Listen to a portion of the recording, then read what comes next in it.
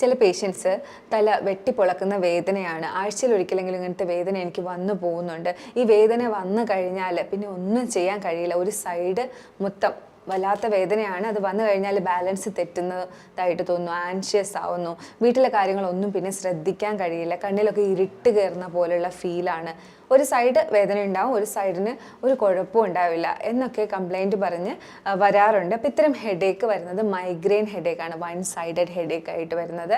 ഇത്തരം migraine headache നമ്മുടെ ക്ലിനിക്കിലും ഹോസ്പിറ്റലിലും നമ്മൾ എങ്ങനെയാണ് പരിഹരിക്കുന്നത്, ഈ പേഷ്യൻസിന് നമുക്ക് എന്തൊക്കെ വൈറ്റമിൻസും സപ്ലിമെൻറ്റ്സും ഒക്കെയാണ് കൊടുക്കാൻ കഴിയുന്നത് എന്നൊക്കെയാണ് ഇന്നത്തെ വീഡിയോയിൽ ഞാൻ നിങ്ങളുമായിട്ട് ഡിസ്കസ് ചെയ്യുന്നത്. ഞാൻ doctor Amina, medical officer, Prana natural care centre.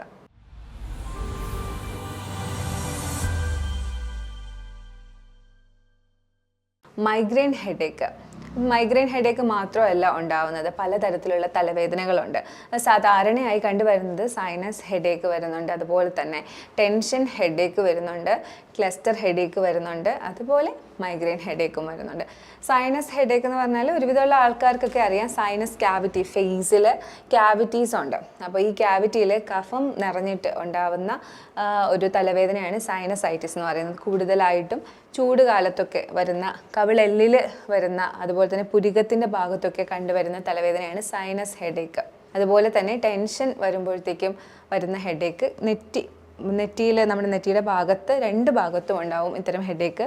തലയിലും നെറ്റിയിലുമായിട്ട് ടെമ്പറൽ റീജിയനിലായിട്ടാണ് കൂടുതലായിട്ടും ടെൻഷൻ ഹെഡേക്ക് കണ്ടുവരുന്നത്. എന്നാൽ ക്ലസ്റ്റർ ഹെഡേക്ക് വന്നിട്ട് പുരുഷന്മാരിലാണ് കൂടുതലായിട്ടും കാണുന്നത്. ഇത് ഓക്സിപിറ്റൽ റീജിയൻ, അതായത് പുറകു വശത്തായിട്ടാണ് ഇത്തരം ഹെഡേക്ക് കണ്ടുവരുന്നത്.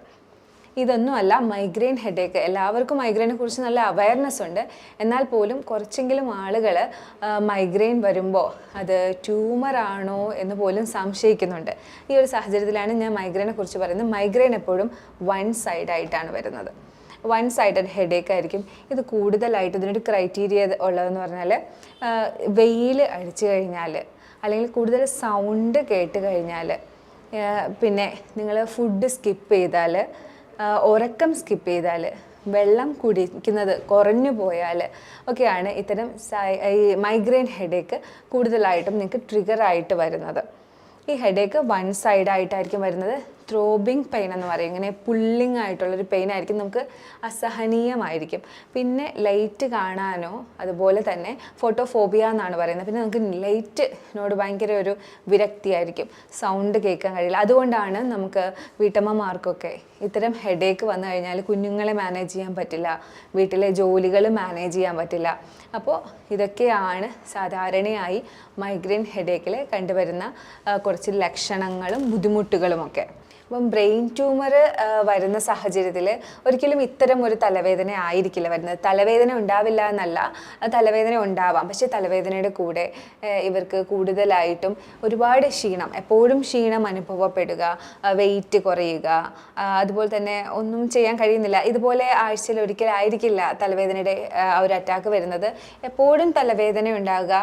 അതുപോലെ തന്നെ അവർക്ക് സീഷേഴ്സ് ഒക്കെ വരും, വിറയലും ജന്നി പോലെയുള്ള അവസ്ഥയൊക്കെ അടിക്കടി കാണിക്കുക. അതുപോലെ തന്നെ കോഗ്നിഷൻ പ്രോബ്ലംസ് വരും, അവർക്ക് കാര്യങ്ങൾ കൃത്യമായി ചെയ്യാൻ കഴിയുന്നില്ല, മനസ്സിലാക്കാൻ പറ്റുന്നില്ല, മറവി, കൺഫ്യൂഷൻ, അങ്ങനെ ഉള്ള ബ്രെയിൻ റിലേറ്റഡ്, മെമ്മറി റിലേറ്റഡ് ആയിട്ടുള്ള പ്രശ്നങ്ങളും കൂടി ബ്രെയിൻ ട്യൂമർ ഉള്ളവർക്ക് കണ്ടുവരും. എന്നാൽ നമ്മുടെ മൈഗ്രെയിൻ ആണെങ്കിൽ ഒരു സൈഡിലുള്ള തലവേദന ആയിരിക്കും. കൂടുതലായിട്ടും വെയിലത്തൊക്കെ പോയി വരുമ്പോൾ, അല്ലെങ്കിൽ ഒത്തിരി നോയ്സ്, സൗണ്ടുള്ള ഒരു സ്ഥലത്ത് പോയിട്ട് വരുമ്പോൾ, അല്ലെങ്കിൽ നിങ്ങൾ ഒരു ബ്രേക്ക്ഫാസ്റ്റോ അല്ലെങ്കിൽ ലഞ്ചോ സ്കിപ്പ് ചെയ്ത് കഴിയുമ്പോൾ ഒക്കെ ആയിരിക്കും ഇത്തരം അറ്റാക്ക് വരുന്നത്. മൈഗ്രെയിൻ്റെ തലവേദന സാധാരണയായിട്ട് ഹോർമോൺ വേരിയേഷൻ വരുന്നവർക്ക് വരാം. അത് പീരീഡ്സ് റിലേറ്റഡ് ആയിട്ടോ, അല്ലെങ്കിൽ മെനോപോസ്, നമ്മുടെ ആർത്തവം നിൽക്കുന്ന സമയം റിലേറ്റഡ് ആയിട്ടോ, അല്ലെങ്കിൽ യൂട്രസിനൊക്കെ എന്തെങ്കിലും പ്രോബ്ലം ഉള്ളപ്പോൾ PCOD പ്രശ്നമുള്ളവർക്ക് ഒക്കെ റിലേറ്റഡ് ആയിട്ട്, ഹോർമോൺ റിലേറ്റഡ് ആയിട്ട് മൈഗ്രെയിൻ കണ്ടുവരുന്നുണ്ട്. അതുപോലെ തന്നെ നെർവ് റിലേറ്റഡ് ആയിട്ട്, ട്രൈജമിനൽ നെർവ് എന്ന് പറയുന്ന ഒരു നെർവ് നമ്മുടെ ഫേസിന് സപ്ലൈ ചെയ്യുന്ന ഒരു നെർവാണ്. ആ നെർവ് കൂടുതലായിട്ടും സ്റ്റിമുലേറ്റ് ചെയ്യുന്നത് കാരണം ഇത്തരം തലവേദന കണ്ടുവരുന്നുണ്ട്. അതുകൊണ്ട് തന്നെയാണ് നെർവ് ഒക്കെ റിലേറ്റഡ് ആയിട്ട് വരുന്നതുകൊണ്ട് തന്നെയാണ് ഇത് അസഹനീയമായിട്ട് മാറുന്നത്. അതുപോലെ ബ്ലഡ് വെസൽസിന് സങ്കോച വികാസം കൂടുതൽ സംഭവിക്കുക, കോൺട്രാക്ഷനും റിലാക്സേഷനും ഒക്കെ ഒത്തിരി അധികമായിട്ട് സംഭവിക്കുന്ന സാഹചര്യത്തിലും ഇത്തരം തലവേദനകൾ കണ്ടുവരുന്നുണ്ട്. അപ്പോൾ ഇത്തരം ഹെഡേക്ക് വരുന്ന മൈഗ്രെയിൻ ഹെഡേക്ക് വരുന്ന സാഹചര്യങ്ങളിൽ ഒരു ഇരുട്ട് റൂമിൽ നമ്മൾ 3 മണിക്കൂറിൽ കൂടുതൽ സ്പെൻഡ് ചെയ്യുകയാണെങ്കിൽ തലവേദന കുറയുന്നതായിട്ട് അനുഭവപ്പെടുന്നവരുണ്ട്. അതിന് കാരണം നമുക്ക് കൂടുതലായിട്ടും ആ സമയത്ത് ഉറക്കം കുറവ് കാരണം തലവേദന വരുന്നവരുണ്ട്. അപ്പോൾ അവർക്ക് ആ ഉറക്കം ക്ലിയർ ആവുമ്പോൾ അവരുടെ തലവേദന മാറുന്നു. അതുപോലെ തന്നെ സ്ട്രെസ്സ് കൂടി നിന്ന സമയത്ത് മൈഗ്രെയിൻ അറ്റാക്ക് വരുന്നവരുണ്ട്. നെർവൊക്കെ സ്റ്റിമുലേറ്റ് ആയി ബ്ലഡ് വെസലൊക്കെ കൂടുതൽ കോൺട്രാക്ഷനൊക്കെ സംഭവിച്ചിട്ട് വന്ന തലവേദനയാണെങ്കിൽ അത് ശരിയാകുന്നു. അതുപോലെ തന്നെ ഹോർമോൺ ഏറ്റവും കൂടുതലും റെഗുലേറ്റ് ആവുന്നത് രാത്രിയാണ്. അതുകൊണ്ട് തന്നെ ഡാർക്ക് റൂമിൽ ഉണ്ടാകുമ്പോൾ ഹോർമോൺ റെഗുലേറ്റ് ആവുന്നു, അങ്ങനെ തലവേദന കുറയുന്നു. പിന്നെ ആ ഒരു റൂട്ടീൻ നമുക്കൊന്ന് റെഗുലർ ആക്കാൻ അങ്ങനെ ആ ഒരു രീതിയിലേക്ക് വരുന്നത് കൊണ്ടും ഇരുട്ട് റൂമിൽ നമ്മൾ ഉറങ്ങിക്കഴിയുമ്പോൾ മൈഗ്രെയിൻ തലവേദന കുറയുന്നതായിട്ട് കാണപ്പെടുന്നുണ്ട്. അപ്പോൾ ഇതൊക്കെയാണ് അതിൻ്റെ റീസൺ. അപ്പോൾ ഇതറിയാത്ത ആളുകളുണ്ടെങ്കിൽ ഇതൊന്ന് പരീക്ഷിച്ച് നോക്കുക. മൈഗ്രെയിൻ തലവേദന വരുന്ന സമയങ്ങളിൽ നിങ്ങൾക്ക് കഴിയുമെങ്കിൽ ഇരുട്ട് റൂം ക്രിയേറ്റ് ചെയ്ത് അവിടെ ഒരു 3 മണിക്കൂറിൽ കൂടുതൽ കംഫർട്ടബിൾ ആയിട്ടുള്ള ഒരു ടെമ്പറേച്ചറിൽ ഉറങ്ങുകയാണെങ്കിൽ നല്ലൊരു റിലീഫ് തന്നെ കിട്ടും. മൈഗ്രെയിൻ വരുന്ന ആളുകൾക്കറിയാം അവർക്ക് ഡോളോ കഴിച്ചാലോ പാരസെറ്റാമോൾ കഴിച്ചാലോ ഒന്നും ആ വേദന പെട്ടെന്ന് തന്നെ പോകില്ല. എന്നാൽ നെർവ് സെഡേറ്റ് ചെയ്യുന്ന നെർവിനെ കാമാക്കുന്ന ടൈപ്പ് മെഡിസിൻസ് ആണ് കൂടുതലായിട്ടും മൈഗ്രെയിന് ഉപയോഗിക്കുന്നത്. അപ്പോൾ അത്തരം മെഡിസിൻ എപ്പോഴും അവരുടെ നെർവസ് സിസ്റ്റം കംപ്ലീറ്റ് ആയിട്ട് തളർത്തിയിട്ടാണ് ആ ഒരു എഫക്റ്റ് കൊടുക്കുന്നത്. അതുകൊണ്ട് തന്നെ മൈഗ്രെയിന് കൂടുതലായിട്ട് ടാബ്ലറ്റ് ഡിപ്പെൻഡ് ചെയ്യുന്നവരുണ്ടെങ്കിൽ കൂടുതലായിട്ടും മൈഗ്രെയിൻ കംപ്ലീറ്റ് ആയിട്ട് ട്രീറ്റ് ചെയ്യാനുള്ള വഴികൾ തന്നെ നോക്കുക. കാര്യം എപ്പോഴും നെർവസ് സിസ്റ്റത്തിനെ അതിൻ്റെ പ്രവർത്തനത്തിനെ കുറച്ചുകൊണ്ട് ഉള്ള ടാബ്ലറ്റ് ആയിരിക്കും ഇത്തരം ആൾക്കാർക്ക് സപ്ലൈ ചെയ്യുന്നത്. അപ്പോൾ നിങ്ങൾ ആഴ്ചയിൽ ഒരിക്കൽ ഈ ടാബ്ലറ്റ് എടുത്തുകൊണ്ടിരിക്കുകയാണെങ്കിൽ നിങ്ങൾക്ക് യൂറിനറി ഇൻകോണ്ടിനൻസും, കാരണം എല്ലാ നെർവും ഒരു നെർവായിട്ട് നമ്മുടെ ശരീരത്തിന് അതിന് ഇപ്പം ട്രൈജബൈനൽ നെർവിനാണ് പ്രശ്നം ഉണ്ടാകുന്നത്. അത് മാത്രമായിട്ട് ഒന്ന് കുറച്ച് വയ്ക്കാൻ, അതിൻ്റെ പ്രവർത്തനം മാത്രമായിട്ട് കുറച്ച് വയ്ക്കാൻ അറിയില്ല. അപ്പോൾ യൂറിനറി ബ്ലാഡറിലേക്കും ലങ്സിലേക്കും ഹാർട്ടിലേക്കും ഒക്കെ ഉള്ള നെർവിനെ ആ സമയത്ത് തളർത്തുന്നുണ്ട്. ആഴ്ചയ്ക്ക് ഒന്ന് ഈ മരുന്ന് കഴിച്ചുകൊണ്ടിരിക്കുകയാണെങ്കിൽ നിങ്ങളുടെ എല്ലാ നെർവുകൾക്കും അത് ഡാമേജ് ആയിട്ട് മാറും. എൻ്റെ അടുത്ത് വന്നിരുന്നൊരു പേഷ്യൻ്റ്, മൈഗ്രെയിൻ അറ്റാക്ക് കാരണം വന്ന പേഷ്യൻറ്റിന് ഒരു ശീലം ഉണ്ടായിരുന്നു, ബ്രേക്ക്ഫാസ്റ്റ് എപ്പോഴും സ്കിപ്പ് ചെയ്യുമായിരുന്നു. അങ്ങനെ ഞാൻ എൻ്റെ കേസ് എടുക്കുന്ന സമയത്ത് ഞാൻ ചോദിച്ചു എന്തൊക്കെയാണ് ശീലങ്ങൾ, നമ്മൾ പ്രത്യേകമായിട്ട് ചോദിക്കും ഫുഡ് ഹാബിറ്റ്സ് എങ്ങനെയാണ്. അപ്പോൾ പറഞ്ഞു ഇതുപോലെ ഞാൻ ബ്രേക്ക്ഫാസ്റ്റ് സ്കിപ്പ് ചെയ്യാറുണ്ട്. അതൊന്ന് പരിഹരിക്കാൻ ഞാൻ സജസ്റ്റ് ചെയ്തിരുന്നു. ഒരു മാസത്തിനുള്ളിൽ ആ പേഷ്യൻ്റ് ഒരു സ്റ്റുഡൻ്റ് ആയിരുന്നു. അപ്പോൾ ആൾ പറഞ്ഞു മാം എനിക്ക് നല്ല മാറ്റമുണ്ട്, ഇപ്പോൾ എനിക്ക് അങ്ങനെ അറ്റാക്ക് വരാറില്ല. അപ്പോൾ ഈ ഒരു ചെറിയ കാര്യങ്ങൾ, അപ്പോൾ ആൾ 5 വർഷമായിട്ട് മൈഗ്രെയിൻ അറ്റാക്ക് സഹിക്കുന്നുണ്ട്. പക്ഷേ ഈ ഒരു ചെറിയ കാര്യമായിരിക്കും അതിൻ്റെ റീസൺ നമ്മൾ ഒരിക്കലും കരുതില്ല. അപ്പോൾ ഇത്തരം ഫുഡ് ഹാബിറ്റ്സ് ഇറഗുലറായിട്ട് വെക്കുന്ന ശീലമുണ്ടെങ്കിൽ അത് പരിഹരിക്കുക. അതുപോലെ തന്നെ ഡീഹൈഡ്രേഷൻ വരാതെ നോക്കുക, കൃത്യമായി വെള്ളം കുടിക്കുക. ഇത്തരം ആളുകൾ ഉറക്കം അത് കറക്റ്റ് 7 അവർ 6 അവർ സ്ലീപ്പ് എടുക്കുന്നുണ്ടെന്ന് ഉറപ്പ് വരുത്തുക. ഇനി നമുക്ക് ഇത്തരം പ്രശ്നം ഉള്ള സാഹചര്യത്തിൽ, മൈഗ്രെയിൻ ഉള്ള സാഹചര്യത്തിൽ കൂടുതലായി വെയിലത്ത് പോകുന്ന സാഹചര്യങ്ങൾ ഒഴിവാക്കുക. ഇനി വെയിലത്ത് പോവുകയാണെങ്കിൽ കുടയൊക്കെ കഴുകാനായിട്ട് ശ്രദ്ധിക്കുക. സൗണ്ടുള്ള സ്ഥലത്തേക്ക് പോകുമ്പോൾ പ്രത്യേകമായി ശ്രദ്ധിക്കുക, അവിടെ സൗണ്ട് ബോക്സിനടുത്ത് പോയി നിൽക്കാതിരിക്കാൻ. ഇത്തരം ട്രിഗറിങ് ഫാക്ടേഴ്സ് ഒഴിവാക്കാനായിട്ട് പ്രത്യേകം ശ്രദ്ധിക്കുക. മൈഗ്രെയിൻ അറ്റാക്ക് വന്നതിന് ശേഷം ഭക്ഷണം നല്ല രീതിയിൽ കഴിച്ചാൽ മൈഗ്രെയിൻ അറ്റാക്ക് മാറുന്നവരുണ്ട്. ഇത്തരം സാഹചര്യത്തിൽ ഭക്ഷണം ഒരു ഘടകമാണ്. ഭക്ഷണം കഴിക്കാതിരുന്നത് കാരണമായിരിക്കാം മൈഗ്രെയിൻ സ്റ്റാർട്ട് ചെയ്തത്. അപ്പോൾ നല്ല രീതിയിൽ വയറ് നിറച്ച് ഭക്ഷണം കഴിക്കുമ്പോൾ മൈഗ്രെയിൻ അറ്റാക്ക് റിലീഫ് കിട്ടുന്ന ആളുകളുണ്ട്. അതുപോലെ തന്നെ എനർജി കുറഞ്ഞു വരുമ്പോൾ, ഗ്ലൂക്കോസൊക്കെ കുറഞ്ഞു വരുമ്പോഴായിരിക്കാം ഒരു പക്ഷേ മൈഗ്രെയിൻ ട്രിഗർ ആവുന്നത്. അതുപോലെ തന്നെ ഗ്യാസ് കയറുന്ന ആളുകളിൽ പെട്ടെന്ന് മൈഗ്രെയിൻ ഹെഡേക്ക് വരാറുണ്ട്. ഞാൻ എപ്പോഴും പറയുന്ന പോലെ ഗട്ട് ബ്രെയിൻ ആക്സസ്, നമ്മുടെ വയറ്റിൽ ഉണ്ടാകുന്ന പ്രശ്നം എപ്പോഴും ബ്രെയിനിനെ എഫക്റ്റ് ചെയ്യുന്നുണ്ട്. അപ്പോൾ നെർവസ് സിസ്റ്റം റിലേറ്റഡ് ആയിട്ടുള്ള ഈ തലവേദന വയറ് ഡിസ്റ്റർബ് ആവുന്ന സാഹചര്യത്തിൽ ഉറപ്പായിട്ടും മൈൻഡ് അപ്സെറ്റ് ആവുന്നു, സ്ട്രെസ്സ് കൂടുന്നു, ഹെഡേക്ക് ഉണ്ടാവുന്നു.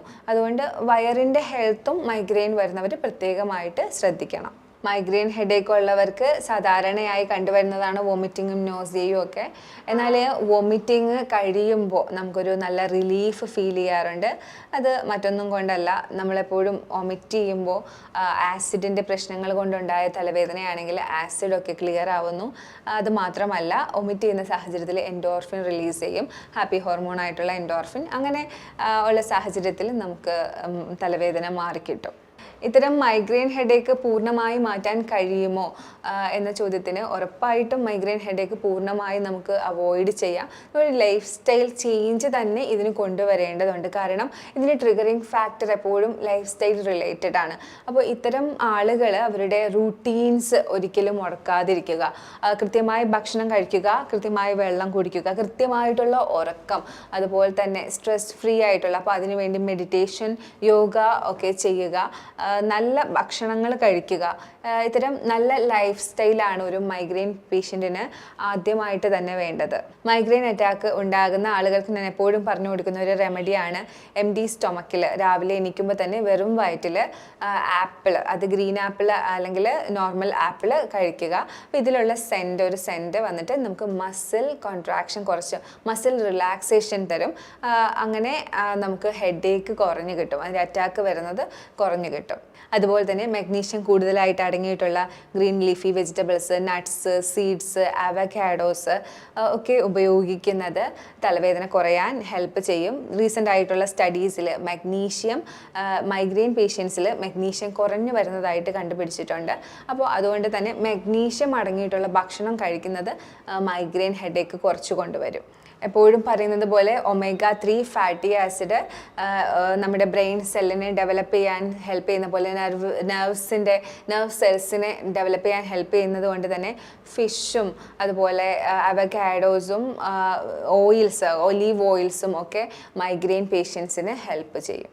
Vitamin D, A, folic acid ഇവയൊക്കെ കുറവുണ്ടോ എന്ന് മൈഗ്രെയിൻ അറ്റാക്ക് എപ്പോഴും വരുന്ന ആളുകൾ പ്രത്യേകം ശ്രദ്ധിക്കണം. അതുപോലെ മഗ്നീഷ്യം കുറവുണ്ടോ, ഇതൊക്കെ പ്രത്യേകം ശ്രദ്ധിക്കണം. ഇതില്ലെങ്കിൽ ഇതടങ്ങിയ ഭക്ഷണം കഴിക്കുക. അതിന് സാഹചര്യമില്ലെങ്കിൽ, അത് അത്രയും ഏറെ കുറവാണെങ്കിൽ നിങ്ങളതിൻ്റെ സപ്ലിമെൻറ്റ് എടുക്കുന്നതും വളരെ നല്ലതായിരിക്കും. എപ്പോഴും ഇങ്ങനത്തെ കാര്യങ്ങൾ ചെയ്യുമ്പോൾ ഒരു വിദഗ്ധമായിട്ടുള്ള ഡോക്ടറിൻ്റെ സഹായത്തോടു കൂടി തന്നെ സപ്ലിമെൻ്റ് ആയാലും അതിൻ്റെ വൈറ്റമിൻസ് ആയാലും മിനറൽസ് ആയാലും എടുക്കാനായിട്ട് പ്രത്യേകം ശ്രദ്ധിക്കുക. എപ്പോഴും ഇത്തരം വൈറ്റമിൻസും മിനറൽസും ഒക്കെ എടുക്കുമ്പോൾ പ്രത്യേകം ഡോക്ടറിൻ്റെ സജഷൻ എടുത്തിട്ട് തന്നെ എടുക്കാനായി ശ്രദ്ധിക്കുക. ചിലപ്പോൾ ഇതിൻ്റെയൊക്കെ കൂടുതൽ വന്നു കഴിഞ്ഞാലും നിങ്ങൾക്ക് ടോക്സിക്കേഷൻ ഉണ്ടാകാനുള്ള സാധ്യതകളുണ്ട്. മൈഗ്രെയിൻ്റെ കാര്യത്തിൽ നമ്മൾ പ്രത്യേകം ശ്രദ്ധിക്കേണ്ട ഒന്നാണ് ഈസ്ട്രോജൻ കുറയുന്നത് കാരണമാണ് മൈഗ്രെയിൻ നമ്മുടെ ആർത്തവ സമയത്തും പീരീഡ്സ് റിലേറ്റഡ് ആയിട്ടും PCOD ഉള്ളവരിലൊക്കെ കണ്ടുവരുന്നത്. അപ്പോൾ ഈസ്ട്രോജൻ കൂട്ടാൻ തരത്തിലുള്ള എക്സസൈസും അതുപോലെ തന്നെ ഭക്ഷണക്രമങ്ങളും ഉൾപ്പെടുത്താനായിട്ട് പ്രത്യേകം ശ്രദ്ധിക്കുക. ഇത്തരം മൈഗ്രെയിൻ ഹെഡേക്ക് വരുന്ന അവസരങ്ങളിൽ നമുക്ക് വീട്ടിൽ എപ്പോഴും ഒരു കൂൾ തെറാപ്പി ചെയ്യുന്നതാണ് കൂടുതലായിട്ട് ഉപയോഗം വരുന്നത്. കോൾഡ് ആപ്ലിക്കേഷൻ ഹെഡ്, നെക്ക് ഏരിയകളിൽ കൊടുക്കുന്നത്, എക്സ്ട്രിമിറ്റീസ് അതായത് കൈകാലുകളിൽ കൊടുക്കുന്നത് മൈഗ്രെയിൻ ഹെഡേക്കിനെ റിലീഫ് കൊടുക്കും. അതുപോലെ തന്നെ ഹോട്ട് ഫുഡ് ഇമേർഷൻ, കാലിൻ്റെ കണങ്കാല് വരെ ചൂടുവെള്ളത്തിൽ മുക്കി ഒരു 20 മിനിറ്റ് ഇരിക്കുന്നത് നിങ്ങൾക്ക് മൈഗ്രെയിൻ ഹെഡേക്കിന് റിലീഫ് തരും. തുമ്പ അരച്ച് തലയിൽ പുരട്ടുന്നത് മൈഗ്രെയിൻ ഹെഡേക്കിന് റിലീഫ് തരും. അതുപോലെ തന്നെ മല്ലി അരച്ച് തലയിൽ പുരട്ടുന്നത് നല്ലതാണ്. നിങ്ങൾക്ക് ചെയ്യാനുള്ള വേറൊരു കാര്യം, ലാവൻഡർ ഓയിൽ ഒരു ഡ്രോപ്പ് കരിയർ ഓയിൽ, ഏതെങ്കിലും കാസ്റ്റർ ഓയിലോ അല്ലെങ്കിൽ കോക്കനട്ട് ഓയിലോ ആയിട്ടുള്ള കരിയർ ഓയിലിൽ മിക്സ് ചെയ്ത് ഈ ടെമ്പിൾ ഏരിയ, അതായത് പിരികത്തിനും ചെവിക്കും ഇടയിലുള്ള ഈ ഏരിയയിൽ പുരട്ടുന്നത് നിങ്ങൾക്ക് മൈഗ്രെയിൻ ഹെഡേക്ക് ആ ഒരു സമയത്തുള്ള റിലീഫിന് ഹെൽപ്പ് ചെയ്യും. എപ്പോഴും ഞാൻ പറയാറുള്ളത് പോലെ ഡാർക്ക് റൂമിൽ ഒരു 3 hours കൂടുതൽ ഡിസ്റ്റർബൻസ് ഒന്നും ഇല്ലാതെ ഉറങ്ങുന്നത് മൈഗ്രെയിൻ ഹെഡേക്കിന് റിലീഫ് തരുന്നുണ്ട്. മഗ്നീഷ്യം കണ്ടന്റ് അടങ്ങിയ ഭക്ഷണം കൂടുതലായിട്ടും ആ സമയത്ത് ഉൾപ്പെടുത്താൻ പറ്റിയാലും മൈഗ്രെയിൻ ഹെഡേക്ക് കുറഞ്ഞു കിട്ടും. മൈഗ്രെയിൻ അറ്റാക്ക് ഉള്ളവർ ഉള്ളിലേക്ക് എടുക്കേണ്ട കുറച്ച് കാര്യങ്ങളെക്കുറിച്ച് പറയാം. ഇത് എപ്പോഴും നിങ്ങൾ ഒരു ഡോക്ടറിൻ്റെ സജഷനോട് കൂടി മാത്രം ചെയ്യുക. അശ്വഗന്ധ നെർവ് റിലാക്സിങ് ആയിട്ടുള്ളതാണ്. അശ്വഗന്ധ ബൈ മൗത്ത് എടുക്കുന്നത് വളരെ നല്ലതാണ്. അതുപോലെ തന്നെ ശതാവരി ഹണിയോ പാലോ ചേർത്ത് എടുക്കുന്നത് വളരെ നല്ലതാണ്. അതുപോലെ നിങ്ങൾക്ക് എടുക്കാൻ പറ്റുന്നതാണ് കൊറിയാണ്ടർ, അതായത് മല്ലിയുടെ വെള്ളം എടുക്കുന്നത് ഈ ഹെഡേക്ക് ഉള്ള സമയത്ത് നിങ്ങൾക്കൊരു റിലീഫ് തരുന്നുണ്ട്. അതുപോലെ ജിഞ്ചർ റൂട്ടിൻ്റെ പൗഡർ, നമ്മുടെ ചുക്ക് പൊടി ഒരു ടേബിൾ സ്പൂൺ 250 ml വെള്ളത്തിൽ തിളപ്പിച്ച് ഈ മൈഗ്രെയിൻ ഹെഡേക്ക് ഉണ്ടാവുന്ന സമയത്ത് 3 നേരം എടുക്കുന്നത് വളരെ നല്ലതാണ്. മൈഗ്രെയിൻ ഹെഡേക്ക് വരുന്ന അവസരത്തിൽ അക്യുപ്രഷറായിട്ട് നിങ്ങൾക്ക് ഈ ഒരു പോയിന്റ്, ഹേഗു എന്നാണ് ഈ പോയിന്റിൻ്റെ പേര്, ഈ ഒരു പോയിന്റിൽ പ്രസ് ചെയ്യുന്നത് വളരെ നല്ലതാണ്. ഈ ഒരു സാഹചര്യത്തിൽ 2 കൈയിലും മാറി മാറി പ്രസ് ചെയ്യുക. അതുപോലെ തന്നെ കൈമുട്ടിൻ്റെ നിങ്ങളുടെ 4 വിരൽ താഴെ വരുന്ന ഒരു പോയിന്റ് ഉണ്ട്. ഇവിടെ നിങ്ങൾ പ്രസ് ചെയ്യുന്നതും നിങ്ങളുടെ തലവേദനയ്ക്ക് റിലീഫ് കിട്ടും. അതുപോലെ കാലിലെ 2ാമത്തെയും 3ാമത്തെയും വിരലിനിടയിൽ വരുന്ന വെബ് ഏരിയ, കാലിലാണ് കേട്ടോ, ആ വെബ് ഏരിയയിൽ പ്രസ് ചെയ്യുന്നതും മൈഗ്രെയിൻ തലവേദന റിലീഫ് കിട്ടാനായിട്ട് നിങ്ങളെ സഹായിക്കും. ഇത്തരം തലവേദനകൾ കണ്ടിന്യൂസ് ആയി വരുന്നവർക്ക് അടുത്തുള്ള ക്ലിനിക്കിൽ പോയിട്ടോ നിങ്ങൾക്ക് അക്യുപങ്ക്ചർ തെറാപ്പി എടുക്കുന്നത് ഒരുപാട് സഹായകമായിരിക്കും. ഒരു സിറ്റോ അല്ലെങ്കിൽ 2 സിറ്റോ ഒക്കെ എടുത്തു കഴിയുമ്പോൾ തലവേദന പൂർണ്ണമായിട്ടും മാറും. അതുപോലെ തള്ളവിരലിൻ്റെ ഭാഗത്ത് ഉൾവശത്ത് കുരുമുളകിൻ്റെ സീഡ് വെച്ച് ബാൻഡ് ചെയ്യുന്നത് നിങ്ങൾക്ക് തലവേദന കുറയാനായിട്ട് ഹെൽപ്പ് ചെയ്യും. ഇത് റിഫ്ലെക്സോളജിയിൽ വരുന്നതാണ്, സുജോഗ് തെറാപ്പിയിലൊക്കെ വരുന്നതാണ്.